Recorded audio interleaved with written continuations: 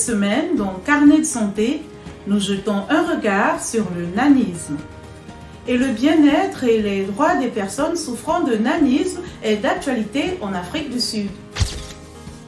Quelles observations faites-vous de la condition des personnes de petite taille dans votre communauté? Nous avons vos réactions.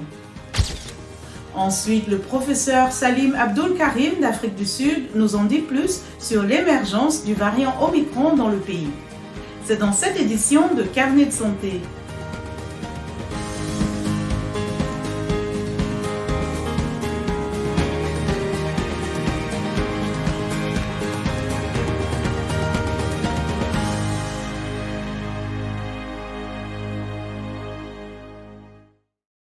Bonjour à tous, c'est un plaisir d'être en votre compagnie pour une nouvelle édition de Carnet de santé. Le nanisme est une condition qui cause un ralentissement de la croissance, caractérisée par une taille inférieure de plus de 20% à la taille moyenne de la population. Le nanisme peut être provoqué par différentes causes, le plus souvent génétiques. Cependant, l'achondroplasie est la cause la plus courante. L'Organisation nationale des maladies rares indique qu'environ 80% des patients souffrent d'achondroplasie due à une mutation génétique. Les 20% restants sont hérités d'un parent.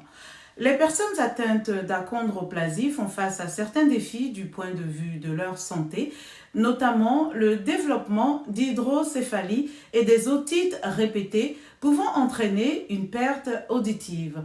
Partout en Afrique du Sud, où les personnes atteintes de nanisme affirment que les espaces publics, tels que les centres commerciaux ou lieux administratifs, ne sont pas adaptés à leurs besoins. Un groupe de plaidoyer à Johannesburg appelle à un meilleur soutien pour aider les personnes de petite taille à vivre de façon indépendante. Linda Gevatash a voulu en savoir davantage. Dilidico raconte. Différentes, anormales et très petites, ce ne sont là que quelques-uns des mots utilisés pour décrire Olivia Radebe, selon les mémoires qu'elle a récemment publiées.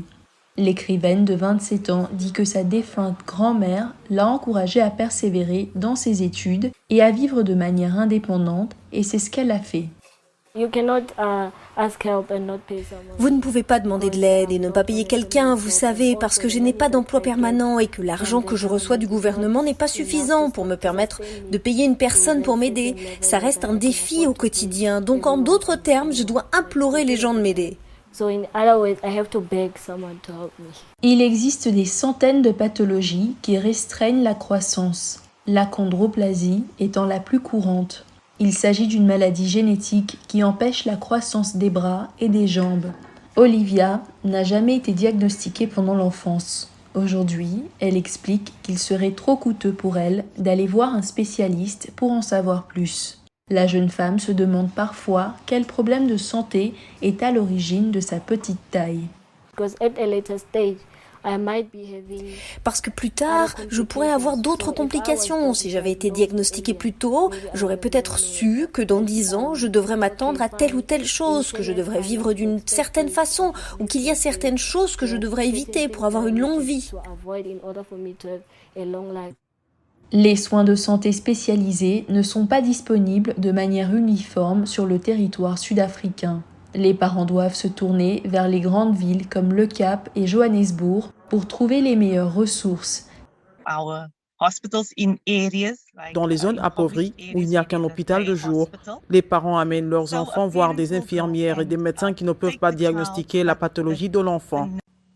La sensibilisation aux personnes atteintes de nanisme est l'une des principales raisons pour lesquelles Pete Neal a créé l'association à but non lucratif Short Statured Persons South Africa.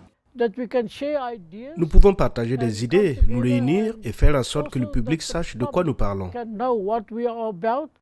Cet homme de 57 ans dit qu'il a dû faire face à la discrimination et au manque d'accessibilité tout le long de sa vie. Pete Neal ajoute que l'organisation donne aux personnes comme lui plus de pouvoir afin qu'elles puissent défendre leurs besoins uniques d'elles-mêmes. C'est pourquoi nous disons, rien à notre sujet sans nous. Vous ne pouvez pas décider pour nous. Nous devons parler pour nous-mêmes. Nous devons être solidaires et lutter pour nos droits. Et le pays, dit-il, commence à écouter. Le groupe de Nil a rencontré le ministre sud-africain du développement social pour discuter de leurs besoins en matière de santé et de reproduction. Il espère que ce sera la première étape pour leur apporter plus de soutien. Les personnes souffrant de nanisme sont confrontées à des préjugés et des stéréotypes et font souvent face à d'énormes difficultés d'insertion et de prise en charge. Quel regard portez-vous sur la situation de ces personnes dans votre communauté et comment dépasser les préjugés pour mieux les insérer dans la société? Nous avons retenu cette réaction sur Facebook d'Alphonse Mbouaki depuis Kinshasa. Il dit: pour insérer ces personnes dans la communauté, il est question de transcender ce mépris de leur taille et de les considérer vraiment des êtres humains à part entière. Les États doivent œuvrer à les intégrer en les plaçant dans les mêmes établissements scolaires et universitaires que les personnes à taille dite normale, faciliter l'accès à des formations professionnelles, au logement, au transport, aux structures sanitaires et emploi dans l'administration. Les structures privées devraient aussi leur offrir de l'emploi. À la fin du mois dernier, l'Afrique du Sud a alerté le reste du monde sur le variant Omicron, faisant craindre une nouvelle vague d'infection mondiale. Les experts disent qu'Omicron est plus contagieux mais semble moins virulent, présentant jusqu'à présent des symptômes bénins chez de nombreuses patients. Le professeur Salim Abdul Karim est ancien co-chair du comité consultant ministériel sud-africain sur le Covid-19. Il nous en dit plus. Il y avait beaucoup d'inquiétudes à ce sujet et à cause de l'incertitude, les gens ont paniqué et réagi de manière excessive. Maintenant, nous avons plus d'informations qui montrent qu'une tendance particulière émerge et à ce stade précoce, il n'y a aucune raison de s'inquiéter, il n'y a aucune raison de réagir de manière excessive. Il n'y a aucune raison de paniquer. Il n'y a aucune raison, vous savez, de créer plusieurs groupes. La question est de savoir y faire face. Pour le Covid-19, on s'occupe des variants passés, de ceux actuels, et on va s'occuper des autres variants à venir. Nous avons constaté une augmentation du nombre d'admissions chez les plus jeunes, en particulier chez les moins de 5 ans, mais c'était une observation très précoce. Il semble que cette augmentation du nombre plus important d'enfants de moins de 5 ans au départ est maintenant changée. Même si nous avons eu plus d'enfants au départ, il s'agissait en grande partie de cas moins graves. Le nombre de réinfections dans notre 4e vague augmente de façon assez spectaculaire. Il y a une augmentation de 2,4. Il semble certainement que l'infection passée n'offre pas de protection contre l'infection du variant Omicron dans une mesure significative. Ce n'est pas inhabituel car nous avons vu la même chose avec le variant Beta. Donc à ce moment, nous voyons des cas d'infection chez des gens qui sont complètement vaccinés, mais c'est à prévoir, aucun vaccin n'est efficace à 100%. Nous avons des preuves circonstancielles qui suggèrent que les personnes immunodéprimées qui développent une infection persistante à long terme peuvent conduire à ce type de mutation. Et nous avons certainement vu cela chez les patients atteints de cancer, les patients atteints du VIH à un stade avancé, les patients atteints du syndrome de lipide antiphosphore, etc. C'est donc ce que nous pensons être responsable de la création de ces variants.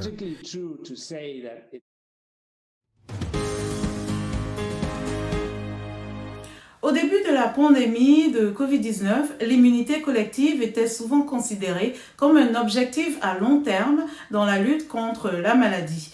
Les épidémiologistes considèrent l'immunité collective comme un tournant lorsqu'un nombre suffisant de personnes sont protégées contre le virus, permettant un retour à la normale dans la vie quotidienne. Mais les variants du virus et les faibles taux de vaccination ont éloigné cet objectif. Explication Abdourahmane Dia. L'immunité collective se produit lorsqu'une partie importante d'une communauté est immunisée contre une maladie infectieuse, ce qui rend plus difficile la propagation de la maladie. L'immunité collective offre une protection à l'ensemble de la communauté et peut être réalisée soit par la guérison d'une infection précédente, soit par la vaccination.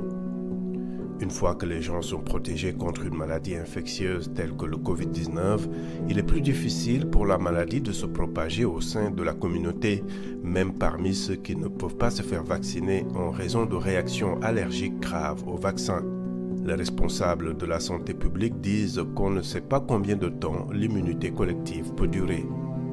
Le pourcentage de personnes qui doivent être vaccinées pour obtenir une immunité collective dépend de la maladie. Par exemple, environ 95% d'une population doit être vaccinée pour atteindre l'immunité collective contre la rougeole. Pour la polio, c'est environ 80%. On ne connaît pas actuellement combien de personnes doivent être vaccinées contre le Covid-19 pour acquérir une immunité collective, rendue difficile par les doutes sur les vaccins, ainsi que par un déploiement et un accès inégaux aux vaccins.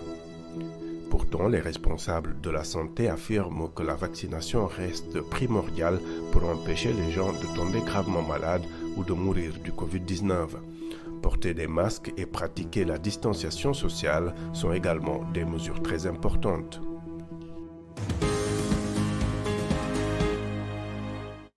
La médecine traditionnelle est une pratique ancienne présente dans beaucoup de pays à travers le monde.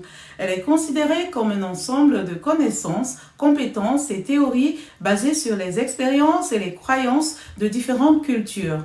Dans la région africaine, environ 80% de la population utilise une formule traditionnelle comme premier choix pour les soins de santé, selon l'OMS. Le reportage de Sergio Nambi est relaté par Rosine Munezero. Les formes les plus courantes de traitement sont à base de plantes et l'on estime que 70 à 80% de la région africaine utilisent une formule traditionnelle comme premier choix de soins de santé. Sharon est mère de 4 enfants et considère la médecine traditionnelle comme un moyen de traiter certains des problèmes de santé de ses enfants. Par exemple, j'ai maintenant une petite fille et quand la lune est pleine, elle ne va pas très bien, elle devient faible. Quand je donne le médicament de la lune de la bonne manière, c'est-à-dire au lever et au coucher du soleil, elle va bien. Il y a quelques mois, Peter Makumbe a été diagnostiqué Covid-19 avec de nombreuses difficultés respiratoires. Il a trouvé dans les prescriptions traditionnelles le traitement qui, à son avis, a contribué de manière significative à son amélioration. On m'a recommandé de faire les bouffées avec les feuilles de goyave, les feuilles d'avocat, l'eucalyptus lui-même, des feuilles de citron et le citron lui-même, y compris le gingembre. C'était un mélange de tant de plantes qu'ils m'ont recommandé, sans parler des autres recettes que j'utilisais et qui, à la fin de la journée, m'ont aidé. Malgré sa grande importance dans le traitement de plusieurs problèmes de santé, l'Association des médecins traditionnels reconnaît certaines limites et doit compléter la médecine conventionnelle. Nous ne faisons pas de transfusion sanguine, nous ne donnons pas de sérum à qui que ce soit et nous n'avons pas de radiographie. Nous n'avons pas de laboratoire où nous pouvons découvrir certaines choses. Nous avons notre façon de travailler qui a une limite et parfois il est nécessaire pour la personne de s'adresser à d'autres instances pour obtenir d'autres soins et les associer à ceux que nous avons déjà fournis afin que la personne puisse être sauvée. L'Organisation mondiale de la santé recommande aux pays à faible couverture sanitaire de travailler en partenariat avec les acteurs de la médecine traditionnelle ou d'autres acteurs de la médecine alternative afin de donner leur intégration dans le système de santé national. La Direction nationale de la médecine traditionnelle et alternative a été créée au Mozambique en 2017. Notre émission tire à sa fin. Pour plus d'informations et l'actualité sur le coronavirus, rendez-vous sur notre site web voaafrique.com.